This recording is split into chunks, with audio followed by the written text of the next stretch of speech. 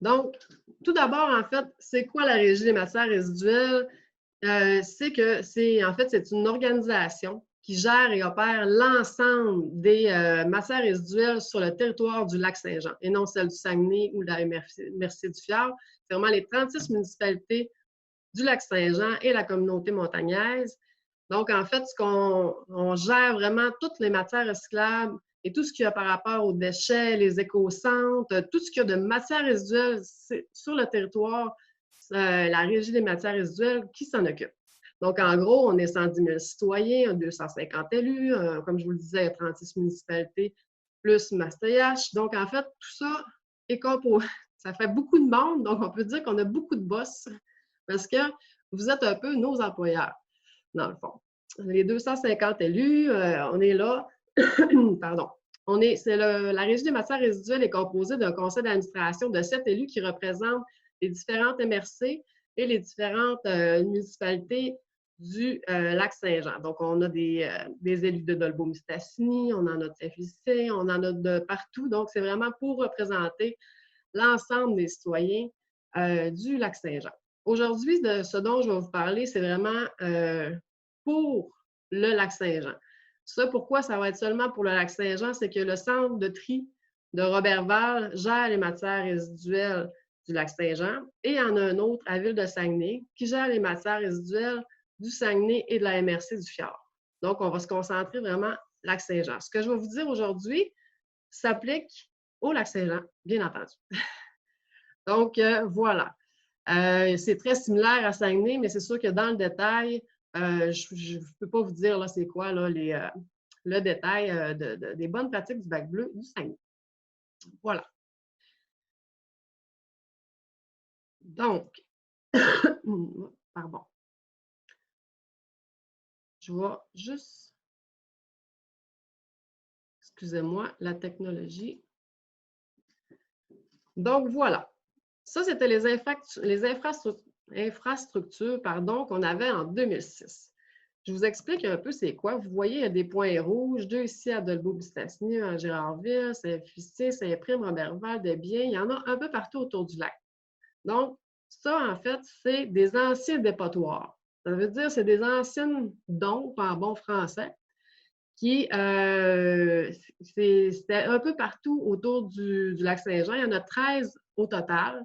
Puis, c'était des endroits où on allait porter nos matières résiduelles, nos déchets, finalement, avec plus ou moins de sécurité. Dans le temps, en fait, on pensait que c'était un peu comme le principe du machine à café. C'est-à-dire qu'on mettait nos déchets, puis avec les racines et les végétaux qu'il y avait dans le sol, ben, ça filtrait le lixiviat, c'est-à-dire le jus qui sort des poubelles, le jus de poubelle, pour être dirigé en nature, en bonne et due forme. Bon, là maintenant, les temps changent. On est rendu en 2020, donc c'est sûr que c'est un peu différent. Donc, vous voyez, il y en a quand même 13, juste au Lac-Saint-Jean. Les points bleus. Madame Lapointe, vous êtes sortie du mode diaporama.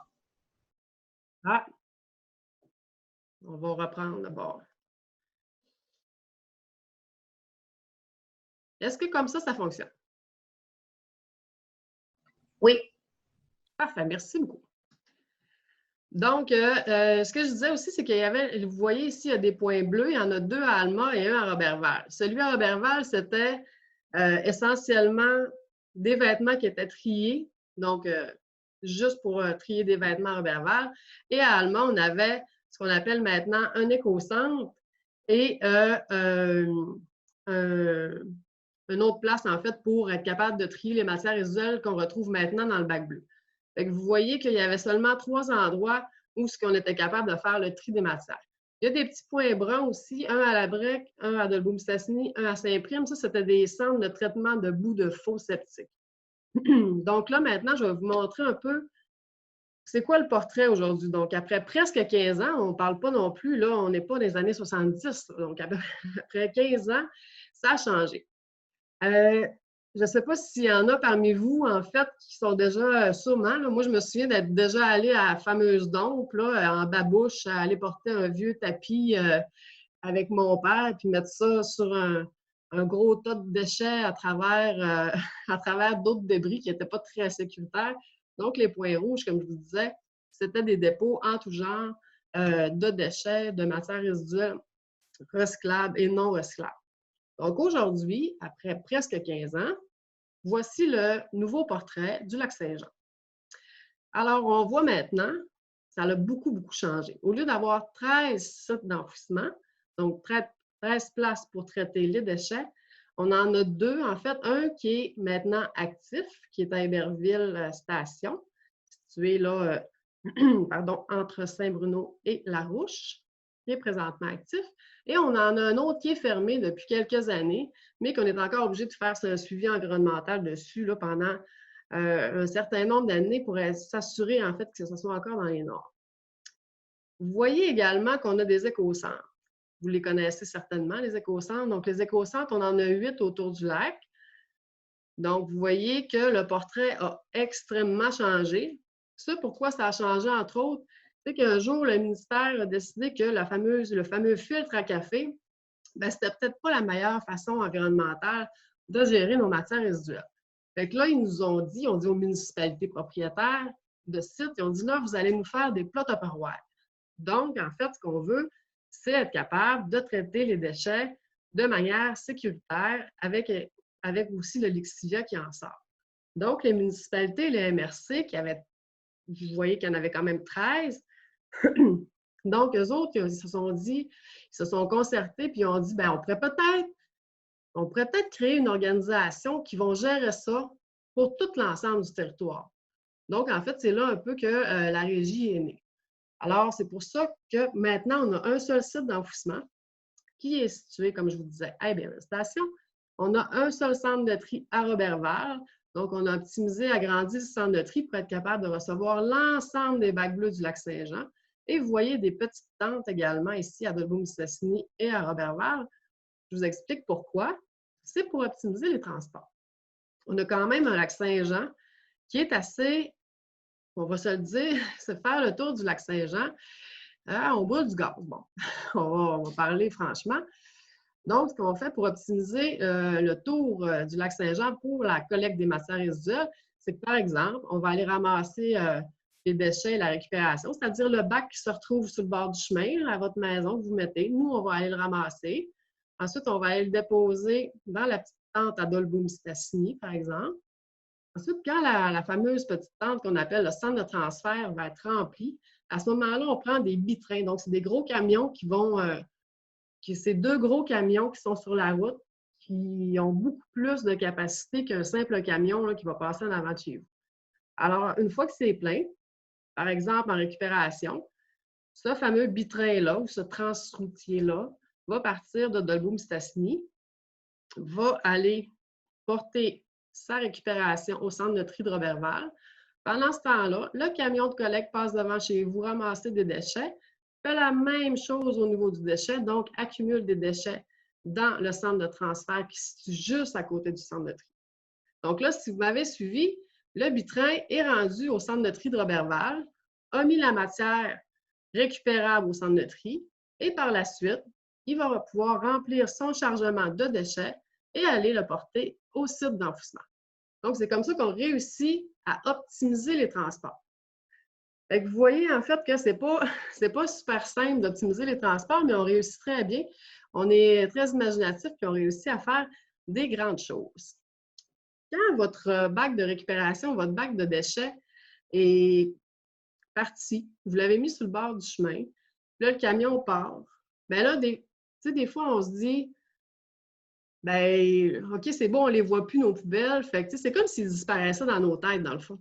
Mais ce que je veux vous montrer, en fait, c'est que le bac de déchets, puis le bac de récupération, toutes les matières que vous nous apportez, que ce soit dans un éco-centre ou ailleurs, pour nous, c'est au quotidien, c'est annuel. Donc, on est pas, ben oui, on est obligé, là, mais en fait, ce que je veux vous dire, c'est que ces matières-là, ils ne disparaissent pas. Ils restent dans la région, puis nous, il faut les traiter quotidiennement, donc à chaque jour. Fait que là, ce que je vais vous montrer, c'est une petite vidéo pour vous montrer comment, en fait, une cellule d'enfouissement est faite, pour vous donner une idée. Puis ça, c'est d'ici, là. Je ne vous parle pas de choses à Montréal, à Sherbrooke, peu importe, c'est notre site d'enfouissement. Celui que je vais vous montrer, en fait, c'est comment on prépare les cellules pour être sûr on ait un vrai plat Tupperware et non une machine à café filtre qui va faire en sorte qu'on est capable de récupérer, pardon, de récupérer, oui, les eaux du déchet, donc le lixivia, puis on va être capable aussi de mieux gérer les couches de déchets qui arrivent à tous les jours. Donc, voilà. La gestion des déchets est un enjeu très important dans notre société moderne. Toujours à la recherche de solutions qui amélioreront les procédés, les spécialistes ont fait évoluer les dépotoirs en des lieux d'enfouissement technique sécuritaires. Le Québec compte plus de 35 de ces infrastructures, dont celle de la Régie des matières résiduelles du Lac-Saint-Jean. La conception de ces sites est à la fine pointe des technologies utilisées pour l'enfouissement et joint les connaissances d'ingénieurs et de techniciens qui utilisent les meilleures façons qui soient pour diminuer au maximum les risques environnementaux. Dans un lieu d'enfouissement technique, les déchets sont déposés à l'intérieur d'une grande structure étanche appelée cellule d'enfouissement.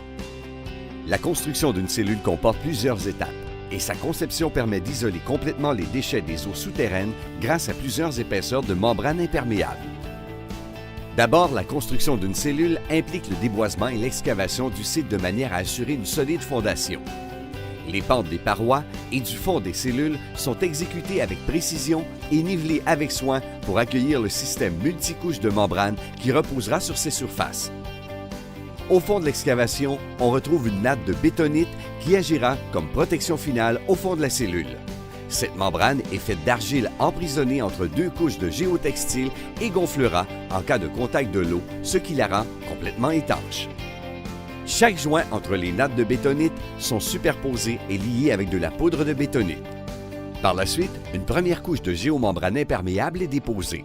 Ces géomembranes sont faites de polyéthylène haute densité, qui est un matériau reconnu pour sa solidité, son étanchéité et sa durabilité. Les géomembranes sont doublement soudées les unes aux autres de manière à créer une immense toile imperméable. Afin d'assurer l'atteinte des normes les plus strictes, un programme d'assurance de la qualité est mis en place tout au long de l'installation. Pour ce faire, toutes les soudures sont systématiquement vérifiées à l'aide d'un test par pression d'air. De plus, des échantillons aléatoires sont recueillis et envoyés en laboratoire afin d'être certifiés. Lorsque le contrôle de la qualité est conforme, on entame la deuxième étape, en recouvrant toute la surface de la cellule d'un géofilet de manière à créer un espace où peut circuler du liquide. Un deuxième niveau de géomembrane est installé sur le géofilet. Cette protection dite principale est la couche la plus importante car ce sera celle qui interceptera l'eau des déchets que l'on nomme le lixivia. Ainsi, chaque niveau de membrane est indépendant un de l'autre afin de permettre d'identifier une fuite éventuelle. Par la suite, un géotextile de protection est installé.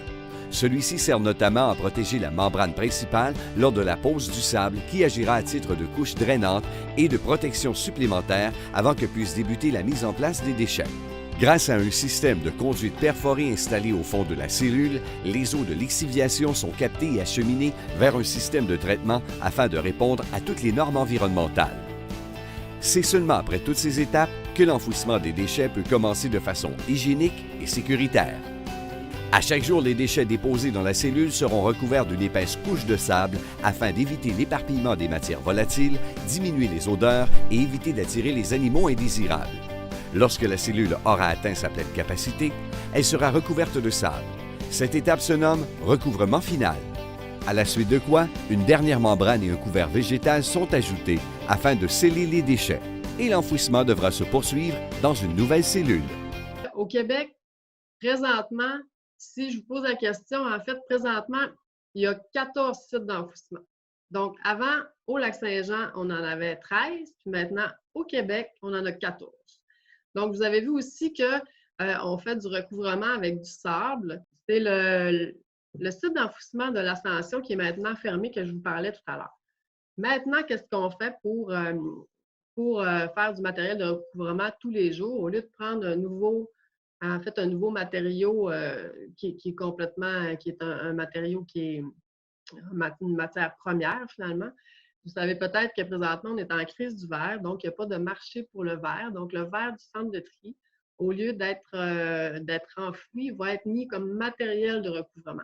Donc, c'est sûr, ce n'est pas la meilleure méthode jusqu'à ce que les marchés reprennent et que les gens on réussit à recycler comme il faut ce type de matière-là, mais quand même, on évite d'extraire le sable pour en faire autre chose là, qui évite finalement d'être capable d'extraire une matière première. Vous avez vu aussi que dans le fond d'une cellule, on met aussi une certaine quantité de sable. Encore là, nos directeurs opérateurs, notre gang est super allumés pour des nouvelles méthodes. Fait que ce qu'on a décidé de faire, c'est prendre, parce qu'au centre de tri, donc dans votre bac bleu, il y a toujours un certain pourcentage de déchets, ou du moins on appelle ça les rejets du centre de tri, qu'il faut se débarrasser de toute manière. Donc, pour optimiser, encore une fois, ce qu'on a décidé de faire, c'est de mettre ces fameux ballots-là, ces fameux rejets-là, ces déchets-là, qui iraient quand même en l'enfouissement en vrac, comme n'importe quel autre déchet de votre bac. Eh bien là, on les compacte, on fait des gros ballots avec, on les met dans le fond de la cellule. Ça fait en sorte que là, on a une optimisation de la cellule qui est top. Parce qu'au lieu de prendre encore une fois du sable, à ce moment-là, on est capable de prendre autre chose. Voilà. Toujours dans un objectif d'amélioration continue, en fait, aussi, l'équipe a décidé de caractériser son propre bac à déchets pour le lac Saint-Jean. Il y a des études qui ont été faites au Québec qui démontraient d'autres types de pourcentages, mais nous, on a décidé qu'on voulait connaître réellement notre propre, qu'est-ce qui se passe dans notre bac à déchets, qu'est-ce qu'on retrouve finalement. Donc là, vous voyez le détail de ce qu'on a, de ce qu'on retrouve dans le bac à déchets. Ça, c'est autant pour la MRC Domaine du Roi, Maria-Chapdelaine, Lac-Saint-Jean-Est. On a réussi à faire une caractérisation sur 2 ans pour savoir exactement sur quoi il fallait travailler. C'est important de savoir, on a quand même des objectifs gouvernementaux. Le gouvernement nous dit qu'il faut réduire l'enfouissement du carton, on a un paquet d'objectifs comme ça là, que je ne vous nommerai pas aujourd'hui parce que ce n'est pas l'objectif. Donc, en fait, on a quand même des objectifs gouvernementaux à respecter. Puis, nous, pour être capable de les atteindre, il faut savoir sur quoi qu'on travaille. On travaille plus sur le bois? Est-ce que c'est le carton? Est-ce que c'est ci? Est-ce que c'est ça? Donc, ce qu'on a découvert, c'est que dans notre bac à déchets, actuellement, on a encore presque 40 de potentiel de matière qui pourrait être recyclée. Donc, soit dans le bac bleu, dans le bac de récupération, ou encore dans les écocentres, ou autrement. Donc, c'est quand même beaucoup. Mais on n'est pas défaitiste. On continue quand même nos bonnes actions. Alors, c'est juste pour vous montrer qu'on est capable avec ça de dire, OK, tu sais, comme là, par exemple, on voit résidus de construction et démolition, 1 Bon, ça ne sera peut-être pas là qu'on va mettre nos efforts. On va peut-être travailler plus sur le plastique parce qu'on voit qu'on a quand même 9 Fait que ça nous donne une belle image de qu'est-ce qui se produit, qu'est-ce qu'on a exactement dans nos déchets actuellement qui ont un potentiel de valorisation. On passe au plus crunchy du sujet, l'objectif du jour. Sujet. Quoi mettre dans le bac bleu? Je vous ai mis en fait une image avec plusieurs couleurs de bacs différentes parce que je voulais vous démontrer que dans le monde, en fait, il y a plusieurs endroits où les citoyens, même autant dans les places publiques qu'à l'interne, à la maison, les citoyens sont obligés de se départir de leur matière en plusieurs catégories. Par exemple, il peut y avoir juste seulement un numéro de plastique dans un bac. Ensuite, un pour les résidus domestiques dangereux, un autre pour les poubelles, un autre juste pour le papier carton, un autre, donc, bon, je vais arrêter un peu d'élaborer sur toutes les matières. Mais ce que je voulais vous dire, en fait, c'est qu'il y a plusieurs places dans le monde où ils sont obligés de faire le tri des matières beaucoup plus en amont que nous, en fait, on le fait en aval. Donc, pourquoi, en fait, ces gens-là font ça habituellement? Souvent, c'est parce qu'il manque de territoire pour traiter les matières recyclables. C'est souvent une raison. Les endroits où la population est très dense, bien, ils n'ont pas nécessairement la place pour faire des immenses usines pour mettre un centre de tri pour pouvoir les recycler. Ici, on a la chance quand même d'avoir du territoire, d'avoir la capacité physique et géographique de le faire. Fait que c'est pour ça qu'on demande aux gens de mettre toutes les matières recyclables dans le même bac bleu. Donc, que ce soit plastique, verre, métal et tout ça, c'est nous qui va le trier directement au centre de tri. Donc, juste vous mentionner, j'ai un petit problème technique. En fait, je ne sais pas pourquoi, mais je ne vois pas le chat. Donc, je vais demander à mon assistante Camille de me donner à voix haute les questions pour que je puisse y répondre. Oui. Merci. Donc, il y a une question ici, quoi faire avec le styrofoam? Donc, avec le styrofoam, on va le voir un petit peu plus tard. Donc, je vous garde un suspense. OK, non, je vais vous le dire. Le styrofoam, le styromousse, le polystyrène, peu importe comment vous l'appelez, c'est toute la même chose. Le styromousse, en fait, il s'en va à l'éco-centre. Donc, on le nettoie quand c'est des barquettes de styromousse. On le nettoie comme il faut. On enlève, si c'est des résidus de viande, tout ça.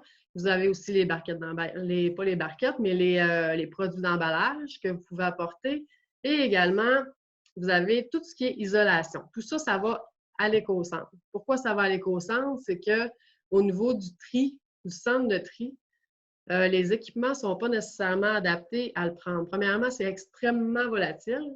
Puis deuxièmement aussi, il faut comprendre que dans un camion de collecte, quand le camion il lève votre bac, lui, après, il compresse dans son camion pour mettre le plus de bacs possible.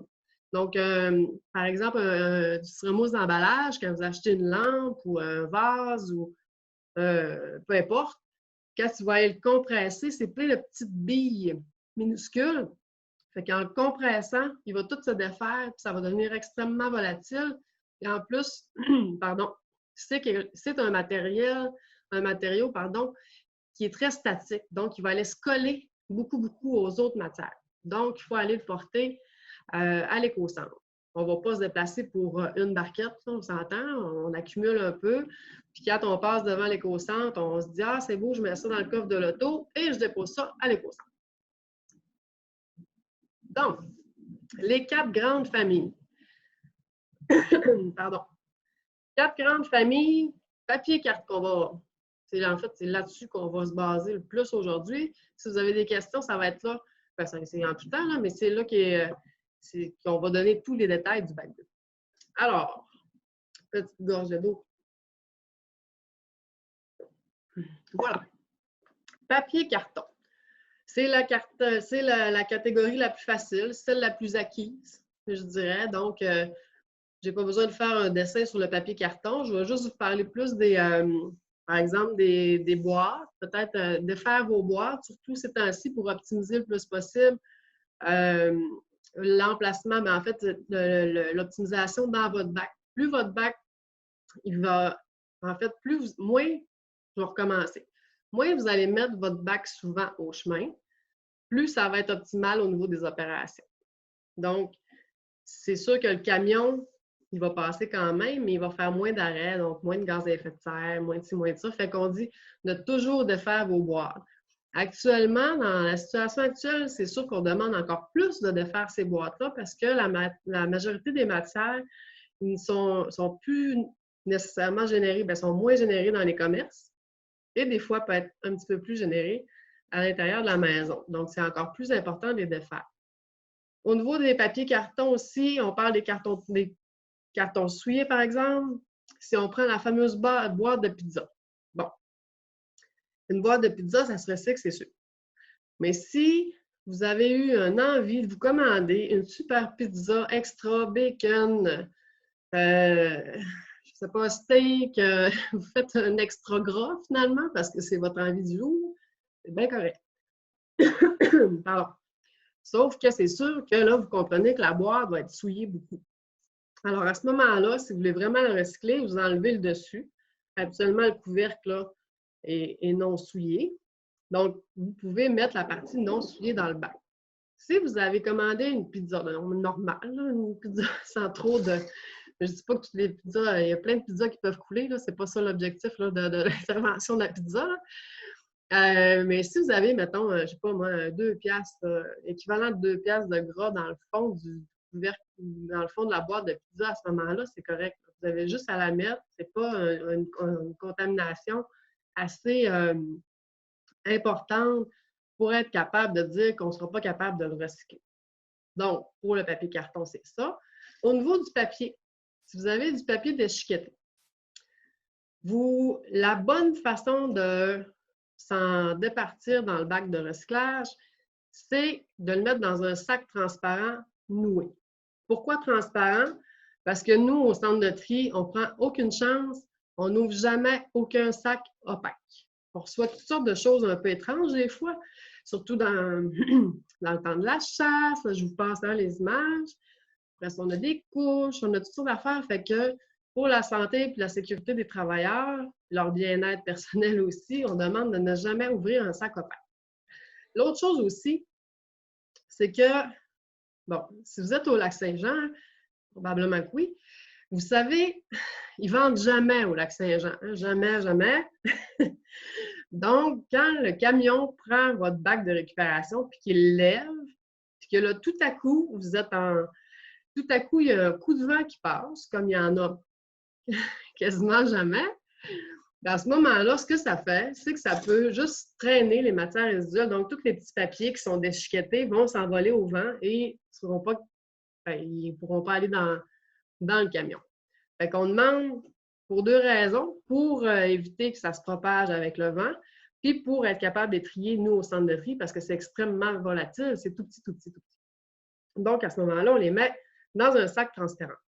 Au niveau des cartons, je reviens avec les cartons. J'ai oublié de parler, en fait, des fameux cartons de lait ou encore des cartons à pignon qu'on appelle, soit de la crème, des tétrapacks. Les tétrapacks, on se dit, c'est par exemple des cartons de jus. Quel autre type de carton? Il y a même du vin qui se met dans des types de cartons comme ça.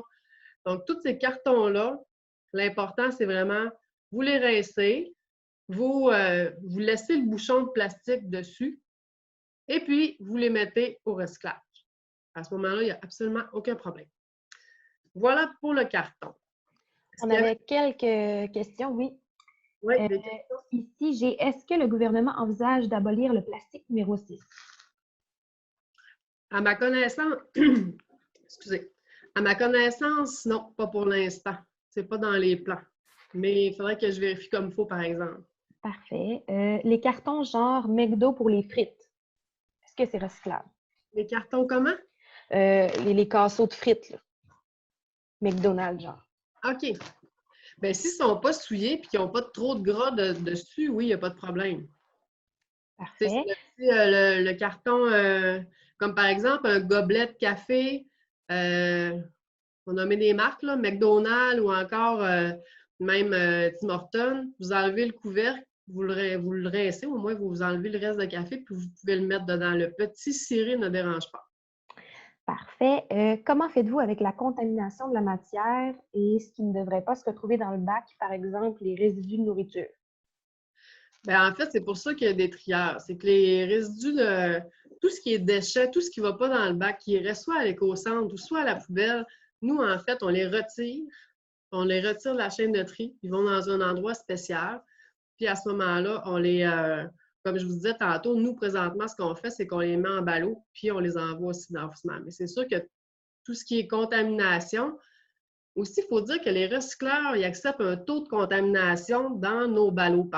Par exemple, si on fait un ballot de carton, on va l'envoyer à notre recycleur qui, lui, va accepter, là, je vais dire des chiffres comme ça, mettons 10 de contaminants.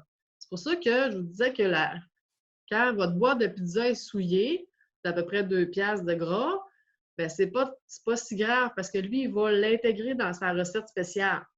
Lui, il fait une recette dans laquelle il est capable de dire OK, moi, je suis capable d'accepter pour recycler cette matière-là tant de pourcentage de contaminants. Mais si la matière est trop contaminée, bien là, à ce moment-là, lui, il ne pourra pas recycler la matière parce que il ne sera pas capable de faire une recette adéquate pour être capable de recycler le matériau. Fait que là, ce qu'il va faire, en fait, c'est que là, il va nous appeler et il va nous dire non, non, non, ça ne marche pas, là, mon champion. Là, tu as bien trop de contamination dans ton ballot. Fait qu'il dit là, il va nous remettre des règles, puis à ce moment-là, nous autres, on va s'ajuster. Mais habituellement, ça va quand même assez bien. Ça, c'est pour l'ensemble des matières, la contamination. Si on parle, par exemple, vous êtes prêts, on va parler du métal maintenant. Changement de catégorie. Donc, le métal. C'est une catégorie qui est quand même assez comme le papier. On attend un peu. Excusez-moi, j'ai été déconcentrée. En fait, c'est un peu comme le papier carton. C'est relativement acquis, je dirais. La canne de conserve, on la rince, on la dépose. Donc, c'est assez. Je vous dirais que le plus important, c'est que, par exemple, si vous faites, mettons, une sauce à spag ou quelque chose d'un petit peu plus gros, bien, jouez à la poupée russe avec vos cannes de conserve. Mettez la petite canne dans la grosse canne, dans la grosse canne, dans la grosse canne. Comme le carton, on le défait, bien là, au niveau du canage, c'est facile de faire un petit jus de poupée russe avec ça. Au niveau de la consigne, vous pouvez la mettre dans le bac. Présentement, c'est sûr qu'il n'y a aucun détaillant qui prenne la consigne dans la situation actuelle, pardon. Donc, à ce moment-là, moi, je vous dis, mettez dans le bac, puis en fait, en tout temps, quand ça ne vous tente pas d'aller à l'épicerie et porter vos contenants consignés de métal, mettez ça dans le bac, puis absolument aucun problème. Nous, on les trie, là, puis ça fait faire des sous supplémentaires. Donc, sinon, il y a le papier d'aluminium. Au niveau du papier d'aluminium, même chose. Vous pouvez... Le papier d'aluminium, en fait, vous savez que c'est vraiment du papier d'aluminium quand vous êtes capable de le mettre en boule puis il reste en boule. Ça, c'est la meilleure façon de savoir si c'est vraiment l'aluminium. Si vous prenez, par exemple, un papier de bar-tendre qui est un peu métallique, si vous la mettez en boule puis vous ouvrez votre main, elle va reprendre sa forme initiale. Donc, c'est la même chose pour les sacs de chips. Et en plus, les sacs de chips, je vous dirais qu'il y a probablement autant de sortes de chips dans le monde que de types de sacs de chips. Donc, ça nous complexifie encore plus la tâche. Un sac de chips, c'est un multicouche. C'est fait de pellicules de plastique, pellicules métalliques, pellicules d'aluminium, pellicules encore de plastique. C'est toutes sortes d'affaires. Puis, il y a même maintenant des sacs de plastique qui sont compostables, il paraît. Bon, j'avoue que je l'ai déjà essayé dans mon composteur domestique parce que je suis trop curieuse de nature. Je me suis dit, c'est quoi cette affaire-là? Puis ça n'a pas du tout fait dans le compostage domestique. Donc, là, je me perds un peu. Je vais revenir sur la traque. Donc, les sacs de chips, en tout temps, ça va toujours à la poubelle. Tout le temps. Il n'y a aucune exception. Alors, ça, c'était pour le métal. Si on passe au verre, donc c'est la même chose. Le verre, en fait, c'est pas la même chose. J'ai dit ça, je ne sais pas pourquoi. Le verre, en fait, c'est tout ce qui contient de la nourriture. C'est tout ce qui est capable de faire, tout ce qui a une conservation de nourriture et non pour être consommé. Je ne sais pas si vous me suivez comme il faut, mais je vais m'expliquer. Dans le fond, si je vous dis un bocal de cornichons, ben, un bocal de cornichons, ça conserve le cornichon jusqu'à ce que tu ouvres le bocal. Si je vous dis un verre à boire, donc un verre qui contient de l'eau, bien, ça sert à consommer de la nourriture et non à conserver de la nourriture. Si on prend une bouteille de vin, ça conserve le vin, donc ça fonctionne. Si on prend un pot maçon sert à faire du canage, donc à conserver des aliments, ça fonctionne. Si on prend, par exemple, un Pyrex qui va au four pour faire cuire un aliment, bien là, ça ne fonctionne pas. Pourquoi, en fait? Parce qu'il y a beaucoup de sortes de verres différents. Si je vous donne un exemple flagrant, une fenêtre puis un verre à boire, c'est pas pareil. Puis mon verre à boire à moi présentement et le vôtre à la maison présentement est probablement pas fait du même verre. Donc, au moins je dirais tout ce qui se retrouve à l'épicerie en termes de verre, en général, ça va pour conserver des aliments et va dans le bac de récupération. Si on parle de Pyrex, de porcelaine, de verre à boire, de pichet d'eau, tout ça, ça y va pas. Donc, si on prend un miroir cassé non plus, même chose. Donc, c'est vraiment pour la conservation des aliments. Le meilleur truc, c'est vraiment de vous fier au pot de cornichon versus le verre à boire. Il y en a un qu'on est capable vraiment de fermer hermétiquement, puis l'autre est fait pour la consommation. Alors, voilà pour le verre. On a une question pour le verre. Dans les éco-centres, pour le verre autre que les consignes dans le fond d'épicerie, est-ce que ça y va?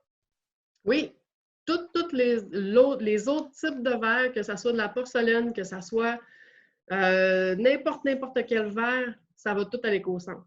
Ça, il n'y a absolument aucun problème. Vous avez cassé votre Pyrex. C'est sûr que moi, quand je casse la vaisselle, en général, c'est rare que je suis contente que je vais penser à l'éco-centre. Si vous êtes assez motivé, vous pouvez le faire. Mais sinon, c'est sûr que si vous avez un set à vous débarrasser, ou une fenêtre, ou un thermos quelconque, allez à l'éco-centre, c'est certain. Mais comme je vous dis, moi, c'est rare que quand je casse un verre, ça me tente de mettre ça dans un petit plat pour aller le porter à l'éco-centre. Mais si vous êtes assez motivé, go! Allez-y! Voilà. Maintenant, on passe à la catégorie la plus compliquée. Donc, le plastique. Du plastique, il y en a probablement de tout pour tous les goûts. Il y en a. Tout le monde s'y perd un peu. Donc, je vais vous donner des trucs très simples pour être capable de les identifier, ou du moins, en tout cas, je vais vous donner des trucs. Ça, c'est sûr. D'abord, sous chaque contenant, là, j'en ai pas un avec moi, je n'ai pas pensé, mais sous chaque contenant, vous avez le symbole, ici, le fameux ruban Mobius, qui se retrouve dans le fond des contenants habituellement, avec des chiffres inscrits à l'intérieur de 1 à 7. Le seul chiffre qui est non recyclable, c'est le plastique numéro 6. Celui-ci. C'est quoi du plastique numéro 6? En fait, c'est du styromousse ou du polystyrène, ou comme on a discuté tout à l'heure, mais il est compressé en mode plastique. Je vous donne des trucs pour être capable de le reconnaître. C'est un plastique qui se déchire. Par exemple, si on prend le dessus d'un couvercle à café pour apporter, la petite languette qui se déchire est facile à déchirer. Donc, avec les mains, il ne faut pas d'outils, il ne faut pas forcer, il ne faut pas être musclé et compagnie. Quand il se déchire avec les mains, c'est du plastique numéro 6. En fait, ça, pourquoi je vous donne des trucs, c'est parce que des fois, là, dans le fond des contenants ou sur le dessus des contenants, on a de la misère à lire le chiffre. C'est pas super évident parce que des fois, il y a des petits trous, il y a toutes sortes de choses, ou encore, c'est écrit beaucoup trop petit. C'est pour ça que je vous donne des trucs pour reconnaître le plastique numéro 6. Aussi, le plastique numéro 6, oui, il est déchirable avec les mains. Donc, première chose, s'il se déchire avec les mains, c'est du plastique 6. Si, quand on le plie, il fait une ligne blanche, c'est aussi du plastique numéro 6. Par exemple, là, j'allais donner l'exemple de la barquette de champignons, mais je me suis rendu compte qu'ils avaient changé de type de... Les fournisseurs avaient changé de type de plastique. Mais quand, par exemple, c'est le temps de ramasser des fonds pour le cancer du sein puis que les barquettes sont roses, essayez de remarquer, vous allez voir, souvent, ça va être du numéro 6 également. Si on prend des verres de bière en plastique, quand on les plie en deux, ils font également une ligne blanche. Donc ça, c'est une façon très, très, très facile de le reconnaître. La dernière façon de le reconnaître facilement, c'est lorsqu'il casse, lorsqu'il est écrasé, finalement, il devient presque dangereux coupant. Le meilleur exemple là-dessus, c'est les coupes à vin. Les fameuses petites coupes à vin, quand ils sont cassés, ils viennent un peu coupantes, quasiment dangereuses. Ça veut dire que c'est du plastique numéro 6. La majorité aussi des objets à usage unique, c'est-à-dire les ustensiles, les pailles, les assiettes de plastique qu'il y a des fois dans des buffets ou dans les fêtes, c'est toujours du plastique numéro 6. Donc, à ce moment-là, quand c'est objet à usage unique, on parle d'ustensiles, de paille, c'est sûr, ça va à la poubelle, on ne met pas ça dans la récup. Donc, ça, c'est mes petits trucs pour reconnaître les plastiques. Les autres plastiques vont tous dans la récupération, dans le bac de récup. L'autre chose aussi, pour être sûr de vous mêler bien comme il faut, c'est quand des fois vous retrouvez en fait les fameux symboles de recyclage comme ça, mais il n'y a pas de numéro en dedans. À ce moment-là, ça veut dire qu'il est fait à partir de matières recyclées, mais non recyclables. Donc, à ce moment-là, il ne va pas dans le plastique dans le bac de récupération. C'est des manières, en fait, que les entreprises ont trouvées de dire qu'ils étaient un petit peu plus écolos en ayant en utilisant des matières recyclées, mais parfois, malheureusement, ces matières-là sont non recyclables. La majorité le sont, mais quand il n'y a pas de numéro dans les plastiques, à ce moment-là, on le met dans le bac à déchets. Là, je ne vous parle pas du papier puis du carton. Je vous parle vraiment du plastique. Alors, donc, si je résume, un sac de plastique, pas un sac de plastique, pardon, tous les plastiques, pardon, sont recyclables, sauf le numéro 6. Je m'en mets bon. Je me suis emportée, j'ai manqué de voix. Voilà. Donc, tous les plastiques sont recyclables, sauf le numéro 6, et s'il n'y a pas de numéro à l'intérieur, il ne l'est pas. Autrement, depuis quelques années, on est capable de recycler tous les sacs de plastique. Mais là, je dis tout, c'est pas vrai. C'est les sacs de plastique, par exemple, de pain, de lait, les sacs d'épicerie. Tous les sacs, pour les reconnaître, la meilleure façon de les reconnaître, c'est de les étirer. Quand vous les étirez, là, ils s'étirent avec vous. Ils font une grande ligne. Là.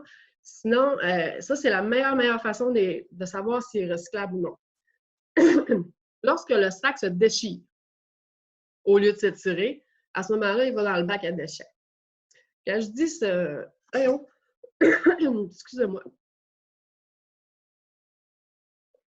Quand je dis « il se déchire », je vais donner l'exemple des biscuits.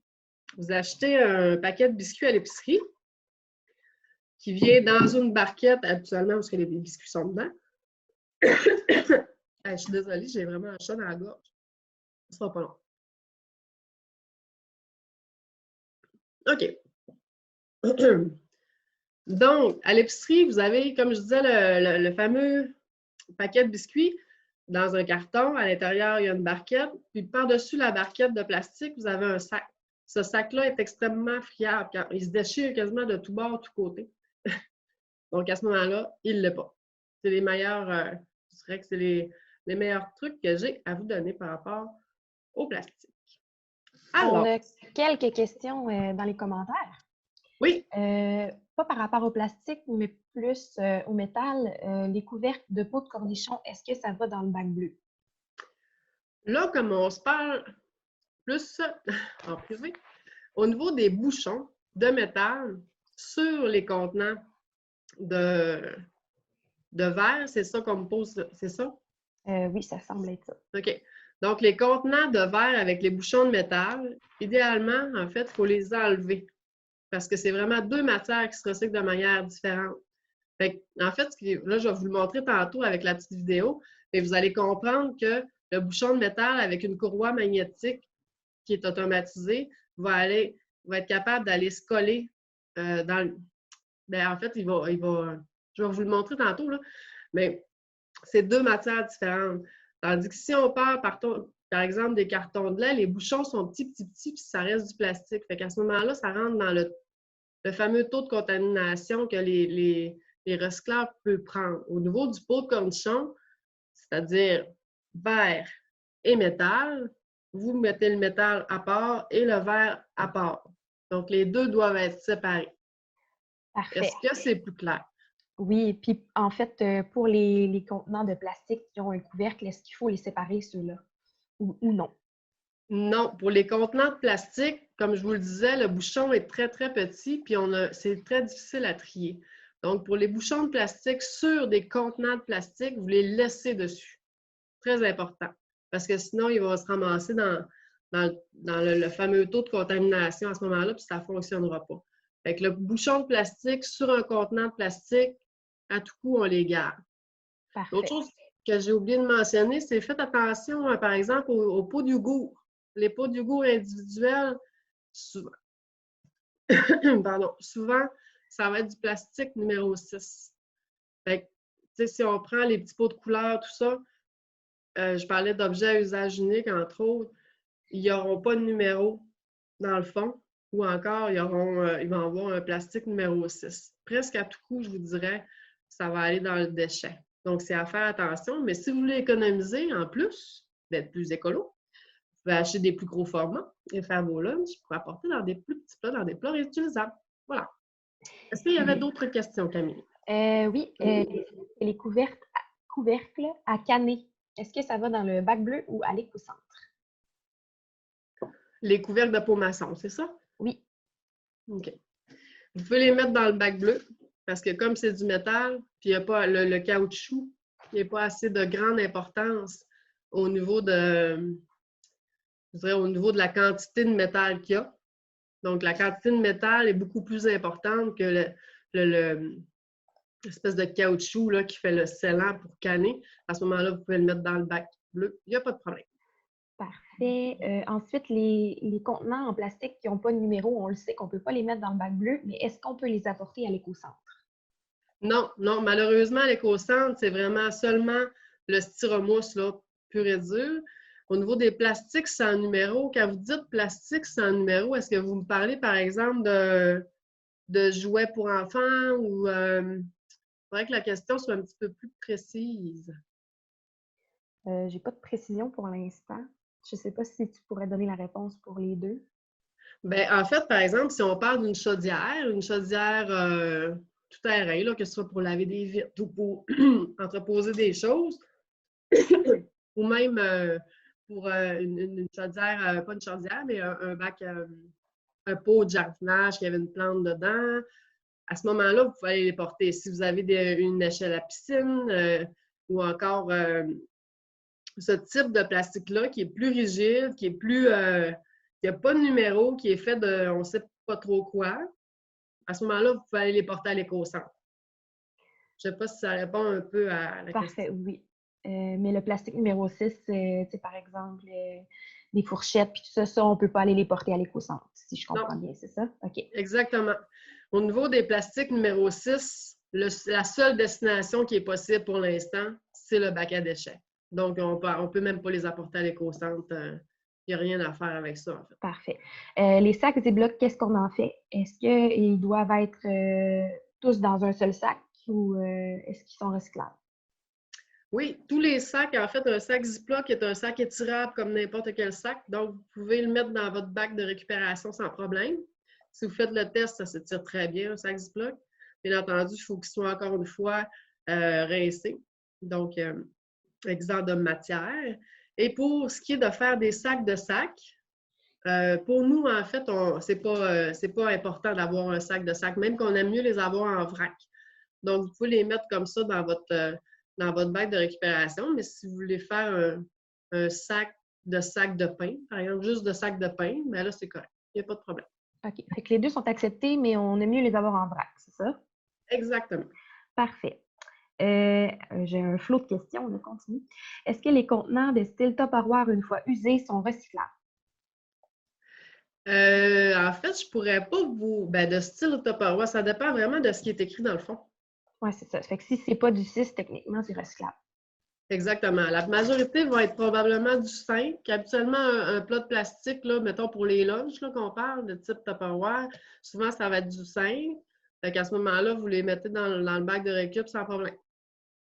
Parfait. Puis, on avait encore un rappel là, sur la question des plastiques qui n'ont pas de numéro. Donc, je ne sais pas si tu voudrais Oui, le répéter une dernière fois. je vais redire le plastique pas de numéro, les fameux plastiques. Ils sont tellement coquins. Donc, les plastiques sans numéro ne vont pas dans le bac de récupération. Les plastiques sans numéro, si par exemple, c'est des plus gros plastiques, plus épais, si on parle de chaudière ou si on parle par exemple, des pots pour la plantation des végétaux à l'extérieur ou des pots, là j'ai juste des pots dans la tête, mais tu sais, ça peut être un panier à linge en plastique, ça n'a pas de numéro dans le fond, ça va tout à l'éco-centre. Quand vous pensez un peu plus gros, là, habituellement, ça va à l'éco-centre. Donc, quand il n'y a pas de numéro, vous allez à l'éco-centre. Parfait. Puis, là, on demande les jouets, est-ce que ça va à l'éco-centre? Oui, tu y as répondu tantôt. Puis, il y a quelqu'un qui a posé les plastiques au centre de tri. Est-ce qu'ils sont triés par catégorie? Là, je sais que tu vas en parler dans tes prochaines diapositives, mais ça pourrait faire une belle transition. Tout à fait. Donc, oui, tout à fait. Tous les plastiques font l'objet de recettes que nos recycleurs nous demandent. Donc, là, je vais vous passer un peu les numéros, mais mettons, un recycleur peut nous demander de faire un mix de 2, 4, 5. Ça, c'est les numéros de plastique. Bien, à ce moment-là, nous, on va trier chaque plastique en fonction de la demande, en fait, du recycleur qui est en mesure de transformer la matière. Donc, ça m'amène à vous montrer, puis on en parlera tantôt aussi, là, on va arrêter légèrement les questions pour quelques minutes, mais j'aurais aimé ça vous le placer tout de suite. OK, on va continuer quand même les questions. Là, on a parlé des matières. Là, je vais vous parler un peu des erreurs et des doutes qu'on fait, même si on en a parlé un peu tout le long de la présentation.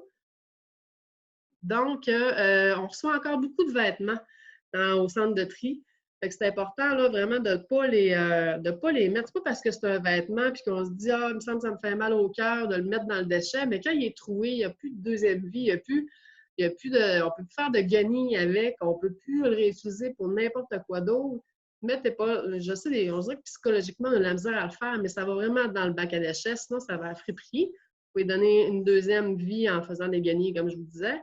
Puis, mettez pas vos chaussures non plus. Là, vous allez le voir tantôt, mais une paire de chaussures au centre de tri, là, on ne peut pas trouver la deuxième chaussure. Et souvent, là, ça va être ce genre de choses-là.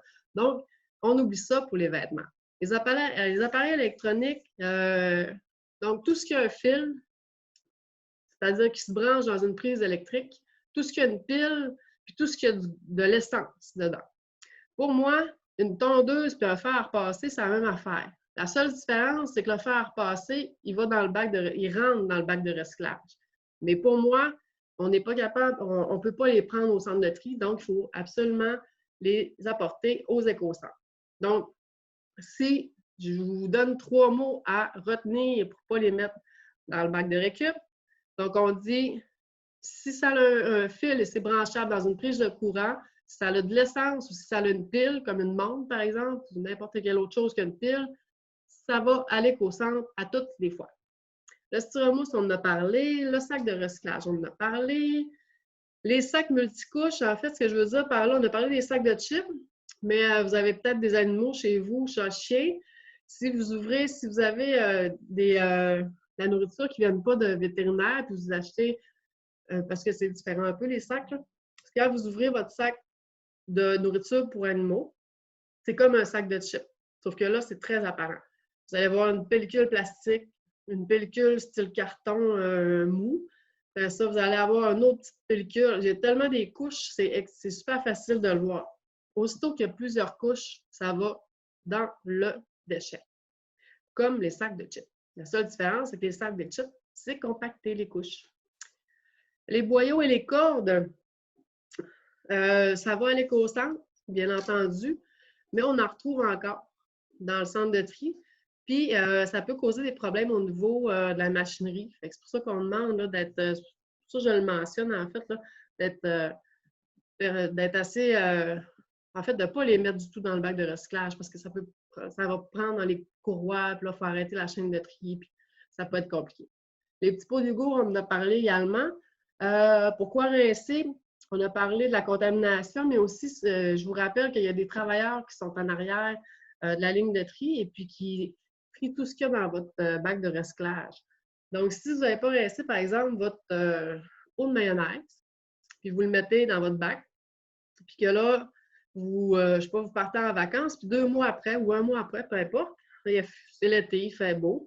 Là, vous mettez votre bac de recyclage au chemin, 1 mois et demi plus tard, ou 1 mois, ou même 2 semaines.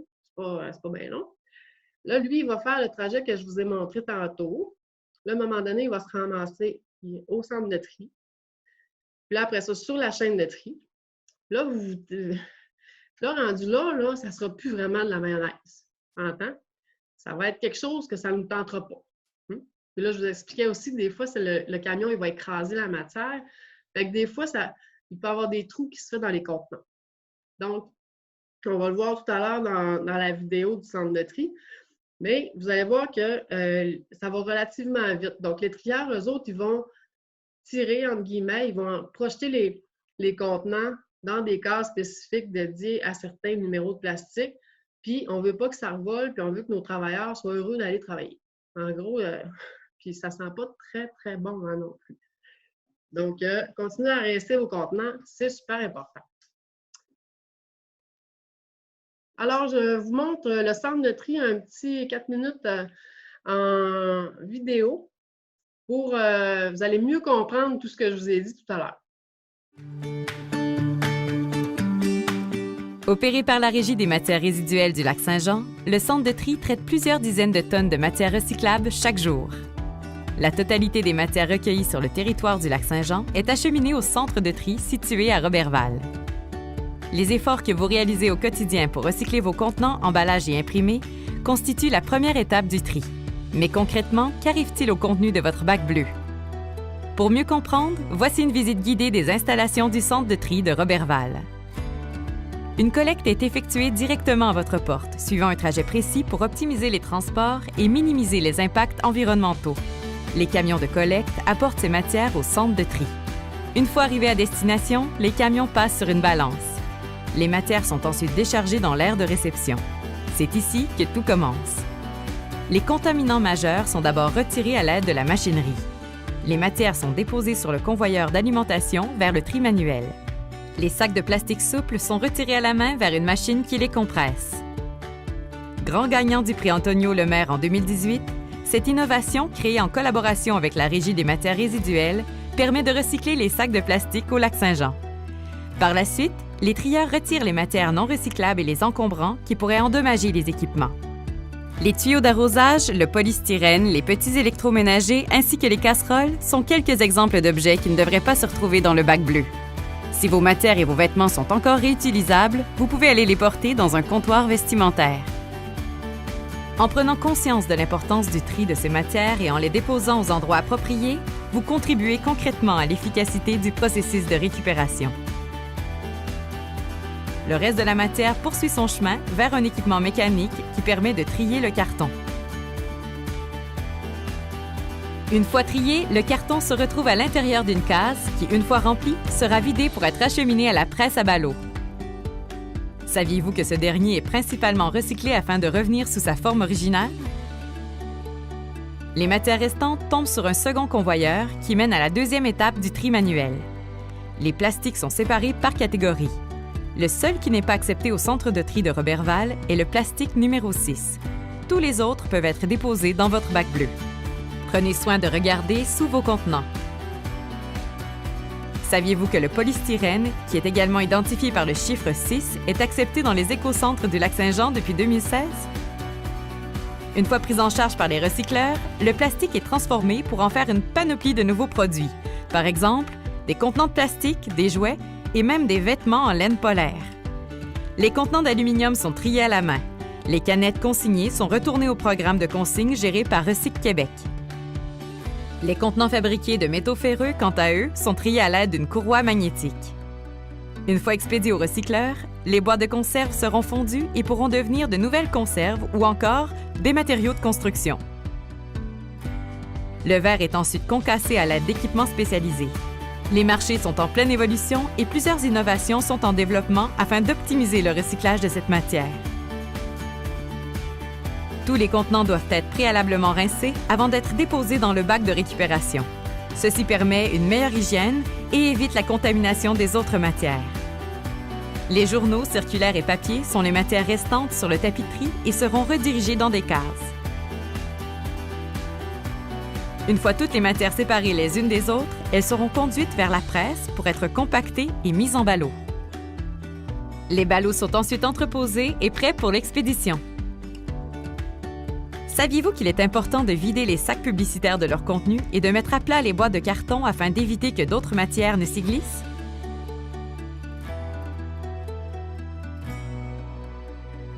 La participation collective, c'est la clé pour une saine gestion des matières résiduelles au Lac-Saint-Jean.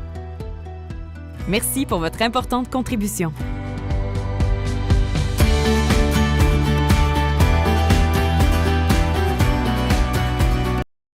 vous avez vu un peu là, comment ça se déroulait là, au niveau du tri des matières, puis ça, en fait, pourquoi les précisions que je vous ai nommées tout à l'heure, c'est pour ça que c'est important de bien rincer ses contenants, d'être capable là, de faire un tri, je dirais, un tri intelligent. À la limite, là, vous comprenez que, oui, le petit bidule qui sert à attacher la tâche-pain, oui, c'est un super bon plastique, mais vous comprenez que sur un tapis de tri comme ça, ben, c'est impossible à être capable de trier ça. Pourquoi je vous parlais des bouchons, entre autres. Alors voilà, bonne nouvelle depuis 10 ans, parce que là, je vous ai dressé le portrait 2006, vous avez vu les infrastructures. Nous autres, on est arrivés en 2008-2009 pour gérer et faire la gestion d'opération des plans d'opération, comme vous avez vu. Bonne nouvelle, c'est qu'en 2009, on était à 10 500 tonnes à peu près de matière reçue au centre de tri. Et on avait un taux de valorisation, ça veut dire que ça, c'est ce qu'on est capable d'envoyer au recycleur pour être valorisé, donc pour être transformé en une autre matière, était de 67 %. Aujourd'hui, 2019, on est rendu à 12 900 tonnes de matière reçue, donc il y a quand même la participation a augmenté, c'est une excellente nouvelle. Et on est rendu avec un taux de valorisation, donc de matière recyclée chez les recycleurs, à quand même 81 %. Alors, vous voyez qu'il y a quand même une belle augmentation entre ce qu'on avait il y a 10 ans et maintenant. Je vous disais au début que oui, il reste encore des matières dans le bac à déchets, mais aussi, je trouve que, tu sais, faut pas non plus pas se déprimer, mais il ne faut pas se décourager. On a des super belles augmentations, 81 %, on est proche du 90 quand même, là. Fait que, tu sais, il faut continuer à propager la bonne nouvelle puis à continuer là, de faire nos efforts. Est-ce qu'il y avait une question, Camille?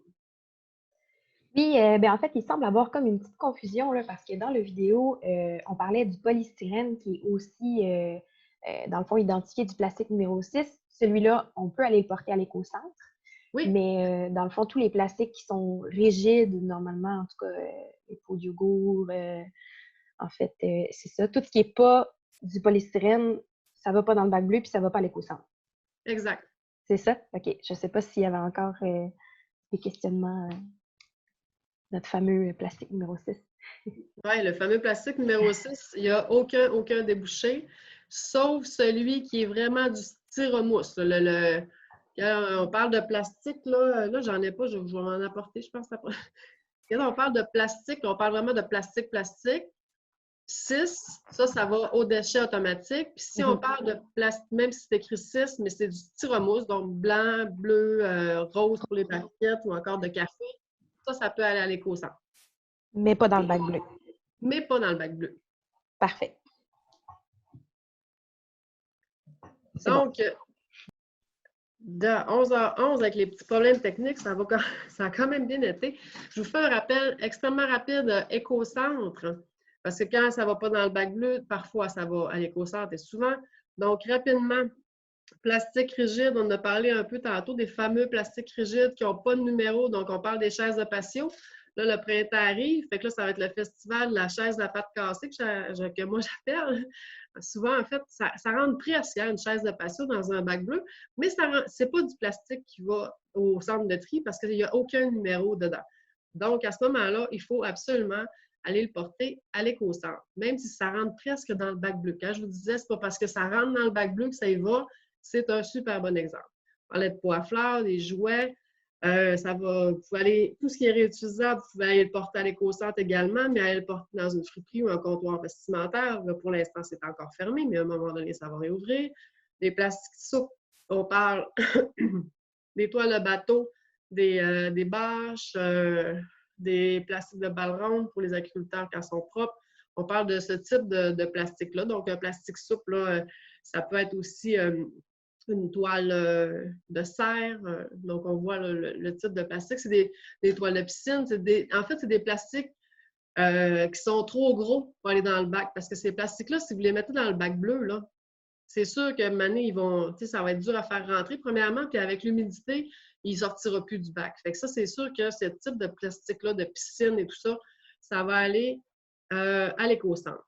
Tous les résidus domestiques dangereux, donc tout ce qui a des symboles de dangerosité dessus, et la peinture, et les bonbonnes de propane, qu'elles soient petites ou grosses, donc de camping, ou de barbecue vont également à l'éco-centre. On parle de construction, rénovation, démolition. Si on est assez habitué, il y a quand même plus ou moins de problèmes. C'est quelque chose qui est quand même acquis. Au niveau des pneus, la même chose. Le styromousse, polystyrène, on en a parlé tout à l'heure. Les vélos, les objets réutilisables, tous les appareils électroniques. Tantôt, je vous disais, électronique ne va pas dans le bac bleu. Donc, on se rappelle, pas de fil sur les appareils. Si, ça va. En fait, là, quand il y a un fil, puis c'est branchable, quand il y a une pile, quand il y a de l'essence, ça va tout de suite à l'éco-centre. Donc, c'était un petit rappel par rapport à ça. Alors, voilà. En terminant, si vous voulez plus d'informations, il y a notre site Internet où vous allez pouvoir revisionner les vidéos que je vous ai montrées dans la section médias. Vous avez également des dépliants si vous voulez télécharger les calendriers, tout ça. Il y a également notre Facebook où est-ce qu'on met plusieurs informations en tout genre, autant sur les bonnes pratiques que sur les services, donc au niveau de la collecte. Il y a aussi l'application sur votre téléphone cellulaire que vous pouvez télécharger, qui s'appelle Ça va où et qui est gratuite. Donc, quand vous n'êtes pas sûr, vous pouvez aller cliquer là, sur la bonne matière, puis ça va aller vous donner le bon endroit à déposer cette dite matière. Sinon, il y a également le site de Recycle Québec qui est assez complet.